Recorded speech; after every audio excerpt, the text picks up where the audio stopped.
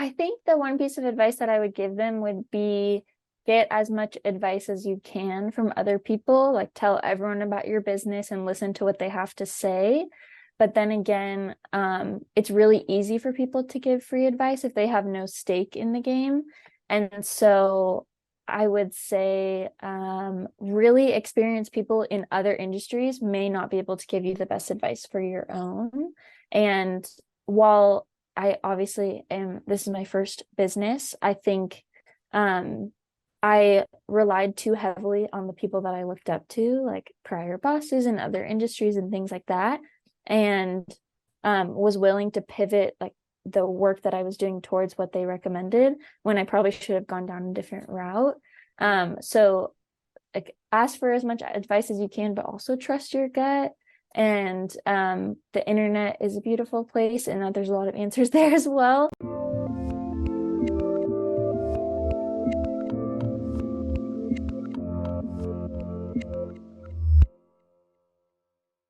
Hey everyone, this is Devin Miller here with another episode of The Inventive Journey. I'm your host, Devin Miller, the serial entrepreneur that's grown several startups into 7 and 8 figure businesses, as well as the founder and CEO of Miller IP Law, where he helps startups and small businesses with their patents and trademarks. If you ever need help with yours, just go to strategymeeting.com, grab some time with us to chat, and we're always here to help. Now, today we've got another great guest on the podcast, Erica Buyalos. And Erica started her journey in high school, never expecting to be an entrepreneur. Went off to college and planned to be a therapist, and then started learning a little bit more about sustainability in college and wanting to make a bit of or more of a difference. And so one morning when going to class, noticed the amount of waste and plastics that were created and throwing away contact lenses, and so decided to start out to solve that problem, which led her to the business that she's doing today. So with that much as an introduction, welcome on the podcast, Erica. Thanks so much for having me. Absolutely excited to have you on. So I just gave a quick walkthrough or a quick overview to a much longer journey, but why don't we rewind and unpack that a little bit and tell us a little bit about how your journey got started in high school, never anticipating being an entrepreneur. Totally. Yeah. When I was in high school, had a pretty typical high school experience. But both my parents worked quite a bit. Both my parents had their own businesses. And so I always grew up with the idea of hard work and also the idea that you're going to be spending the majority of your time in your life at what you do for work. So I knew I wanted to make a difference, originally thinking I wanted to do psychology, therapy, and help people that way, learn about the human brain, things like that. And then once I got to college, I started learning a lot more about sustainability and how small changes in everyday products can add up to save a lot of plastic. And so that's where we're at. That's why we started with Planet Optics. So now you went off to college, said, okay, I want to be a therapist, and kind of it makes sense to have the ability to help people there. And so if I remember when we chatted a bit before, kind of the genesis of the idea for what led you to where you're at is you were putting in contacts or throwing in contacts Yeah, ways, but maybe fill us a little bit more in on those details.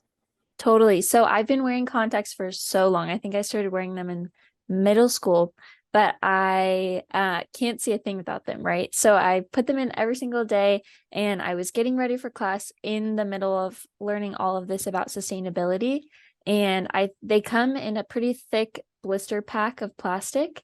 And I threw away another couple packages, one for each eye. And I just kind of started thinking about how many I had thrown away over the 10 or so years that I'd worn contact lenses.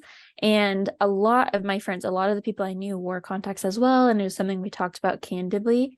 And I started thinking about between all of us how much plastic was adding up. I think it was a couple of years too after everybody started carrying around reusable water bottles. And it really, it's basically if you break it down, it's really almost a similar amount of plastic if you were to use a single-use water bottle a couple times a week or every single day, how much that would add up to at the end of the year. Same with contact lens users. So I sat down, researched, and learned that 100 million pounds of plastic are created just in the US for contact lenses each year. 100 million pounds of plastic, I should say. And it's a medical product, so it has to be packaged very safely, which is always the number one priority. But there's so much technology being created every single day about how to reuse plastic, upcycle it into a new product. And I wanted to see if we could do that with the contact lens industry. So that's what I got started on. So now you have this idea, or say, okay, there's a lot of plastic. You do a bit of research, say, okay, more impactful than you might have necessarily initially thought. Now, did you just simply go out and say, okay, I'm going to change majors. I'm no longer going to be a therapist. I'm going to tackle this issue full time and switch majors, or dropped out of college, or continue to study therapy, or kind of walk us through once you had Totally. that idea, that realization, kind of where you went from there. Yeah, great question. So the college I went to, I'm really thankful they didn't make you declare your major until the end of your sophomore year. And I started thinking about this idea halfway through my sophomore year. So I was very much in like the general ed classes, just like everyone else is in. And I had so much wiggle room and time before I had to decide either psych or business. And I had this idea, started talking to my friends about it, and decided to go down the business track. It was also the very beginning of the pandemic at that time. So I always thought I could go back to school if I really want to do psychology, which I'm not looking back now. But yeah, so that's a good question. It definitely fed into this idea of entrepreneurship and gave me a lot more time. All of a sudden, I had all of this time also to focus on the idea and learn a lot about what it really meant to start a business too. And I say, okay, a bit of the pandemic, I can always, switch back. I'm going to go down the entrepreneurial route. So now, where Totally. did you there? So did you go or switch majors, or did you, or and then where did the business go, or kind of how did you balance everything? Yeah, so it was honestly the perfect time to start a business. It was definitely one of the highlights of the pandemic. It was such a hard time for everyone, right? But I was in at the time, I think I was taking 20 credits. Like I was so overly maxed. I was in a program, a partnership program with Stanford and all kinds of stuff. So I was really enjoying my time, but I was so academically focused. And then all of a sudden they pulled us all back and we had like at least 20 to 40 extra hours a week of free time, really, because we're not going to class. A lot of teachers were canceling class, things like that. And our school, though, was still putting on as much as they could of virtual business programs, virtual entrepreneurship programs. So I actually entered my business into a virtual entrepreneurship program and it got a lot of traction. I ended up going to the final round of that competition and it was just enough because I was so fresh into it. Both my parents were entrepreneurs, but my mom started a music company, a private music company, and then my dad is a doctor. So different realms, but it gave me just enough motivation to hear other people, judges, angel investors, things like that, even virtually just saying, yeah, this is a good idea. I would eventually invest in this to make me think it was a good idea, if that makes sense. Yeah, Makes good sense. So now, totally. so you continue to do the classes, have some time freed up, Yeah, or start to go down the entrepreneurial route now. How do or having an idea or concept of a problem you want to solve versus actually building a business or building something around that exactly. is a Yeah, much different steps, or a much different amount of effort. So kind of walk us through, how totally. did you get things going? What did you get started? Where's it at now? Kind of give or fill us in a little bit there. Yeah, I think in the beginning I went slow but steady, which is definitely kind of just a mark of my personality. I'm like a very thorough kind of overthinking entrepreneur. So I would say like the first year of my business, I honestly regret the way I went down because I did it very administratively. Like the first thing I did was register for an LLC, all that kind of stuff, which looking back is good and you need to do that. But I would have waited to do the admin tasks later on and spent more time fleshing out the idea and what it actually looks like. And I wanted to work with a couple companies to redesign the designs to use less plastic in the first place. Now we're more focused on taking the post-consumer plastic back, which is a bigger initiative. So if I could go back, I would, because it took me about a year to get all the certifications I need to be able to sell contact lenses, and I would have started there. But looking back, I thought that was a lot faster process. So I started with the admin and trying to design the case, interviewing suppliers, things like that, before I even had a website or anything like that. So I would go back, but you have to make the mistakes. The only way out is through, right? So yeah. No, so it sounds like you maybe started out doing the admin stuff, which needs to be done, but learned Totally. that maybe it was a bit out of order. Could have jump started on a few other things as well. But so now give us an Exactly. idea. When was that? When did you start it, and kind of catch us up as to where things are at today? Yeah. So the initial where I was just kind of peer interviewing my friends who wore contact lenses was January 2020. And then I wanted to go down the route of the accessories that we use for contact lenses, like the case, the solution. There are some ways you can cut down on the plastic with those kind of things and still be with the same level of safety, like the highest level of safety for those medical products.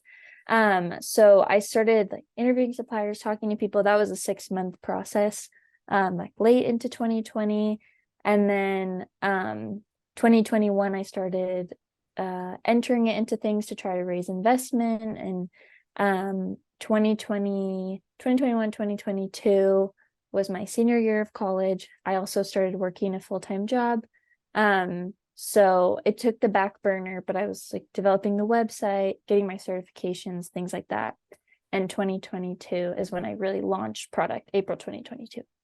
Yeah. Nice. And so you kind of finish up school, get the Yeah, job to support yourself, but also we're getting everything in place. And then 2022 totally. comes around and you start to launch the business and get that going. So that's Yeah. what, a little over a year ago. And how's the first year of the business gone as you got traction? Still too early to tell, figuring things out, pivoting, adjusting, or whatnot. Kind of walk Yeah. us through a little bit more as to what that looks like. Totally. It's been very slow but steady. It's all bootstrapped, right? So it's I would say it's slower than I think those social media pictures that you usually see. Like we weren't made a millionaire overnight, but I'm learning a lot. Yeah, we launched product in April of 2022. So now everyday contact lens consumers can all come and find the products they need on our website. So that's a huge win. It's just about getting in front of the right audience. So yeah, I've been so blessed to work with a few college interns as well. So they've been helping me. And we're just all organic marketing, things like that. Eventually, we're going to move into formal investment so we can do Google advertising and things like that. But to answer your question, I'm really proud of where we're at now in terms of what we've been working with. So we have our full product line, a fully fleshed out website, and yeah, we're just waiting for the sales to trickle in, slow but steady like we expected. Yeah. Sounds like things are progressing well, and everything Yeah, just takes a bit longer and more effort and more time and money than you anticipate. But sounds like starting to always. get that our initial traction. So that sounds like a great place to be. So now, if you were to take kind of where you guys are at today, and you started to touch on it, but if you say, yeah, okay, the next 6 to 12 months, kind of what's in the roadmap, what's the plans, and kind of where do you see things headed? Yeah, so the business model is very straightforward and more people are. So it's basically, let's break this down. A lot of people used to buy their contact lenses from their optometrist or maybe Costco, Walmart, and a lot more people are switching to buying them online and just having them shipped to their house. I think, especially after the pandemic, after Amazon, things like that. We're very used to buying things online now, right? Hmm. And so we have that same business model. We're all direct to consumer online. And the next 6 to 12 months will really just be raising money through investment.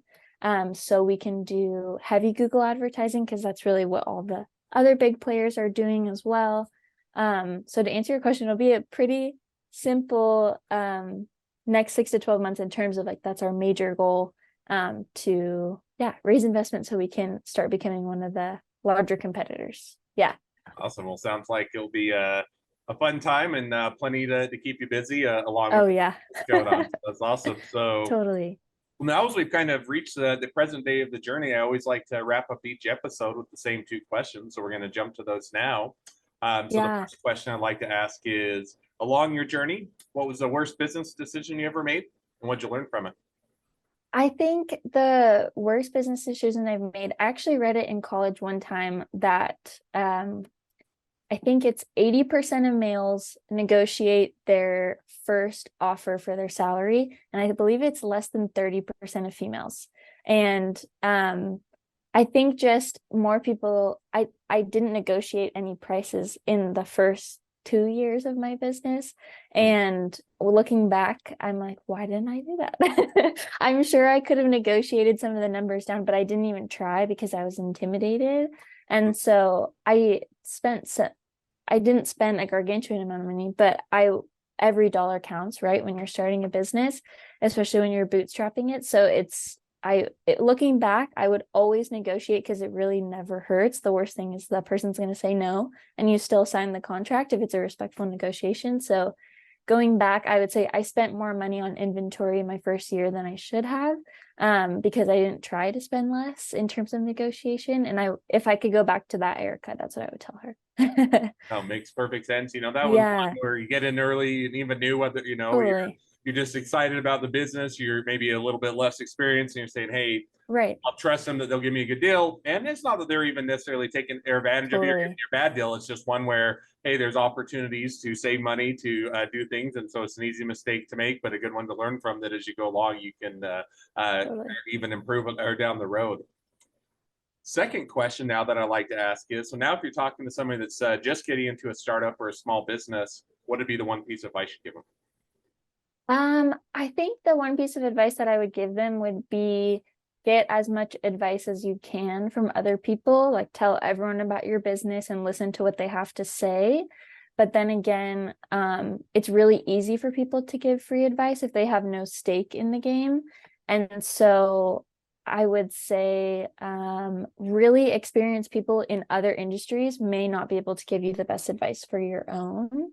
And while I obviously this is my first business, I think I relied too heavily on the people that I looked up to, like prior bosses in other industries and things like that, and was willing to pivot like the work that I was doing towards what they recommended when I probably should have gone down a different route.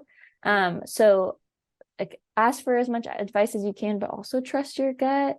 And the internet is a beautiful place, and there's a lot of answers there as well.